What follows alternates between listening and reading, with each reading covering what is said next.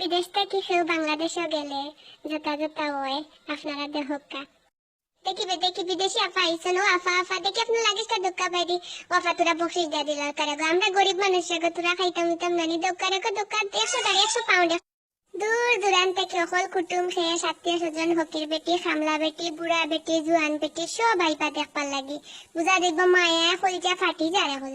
মানে খাইবা বই না আইলাম তোমার দেখার লাগে বুঝছনি কত জমানা হয়েছে দেখছি না ইয়াল্লা গো তুমি উকাই গেছো এখন খাইবা ইয়াল্লা গো তুমি বিদেশ গেছো করি লাগে না গো মা আর যাইবার সময় বুঝছনি গো বই আমার হঠাৎ তোরা মনে রাখিও বুঝছনি তোরা সাহায্য করিও যেটা আছে তোরা দিয়া যাইও গো তুমি তাই না দিলাম না কই পাইতাম বেটি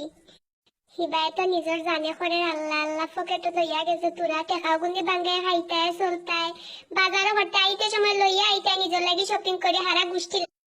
নামে তো বিদেশি লেখামে তো জান রাখে কিতা টেকা রুজি করতে কষ্ট লাগে $1 বাঙ্গাইলে 80 টাকা হয় টিকো কিন্তু যাইতে তো চোখে দেখা যায় না আখের রাতে 500 টাকা একটা নোট দিলাইলে দেখবা মুখর অবস্থা তেরা করিয়া মাইগা বিদেশ থেকে বলে আইতাইছেন ফকির কুনা না 1000 টাকা হাত উঠলো নানি দাওয়াত খানিক গেলাইনি সাইটা ভাত খাইবা আইবার সময় আরো 500 করে 100 গুড়া তো দিয়া আইবা এবার সকলে করে লাইন ধরে বাইতা বা কিতা দিরা কিতা আনলাই কিতা খাওয়াইলা ও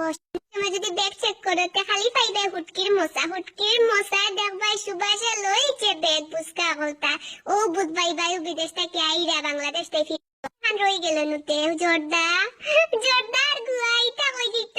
এগুন যদি আয়না বাংলাদেশে গেলে তো তোমার জার্নিও সাকসেসফুল নাই বাংলাদেশে গেলাইনি মাগনা আত্মীয় স্বজনের নাম তো হুসিল আসল উদ্দেশ্য হলো হুটকি জোরদা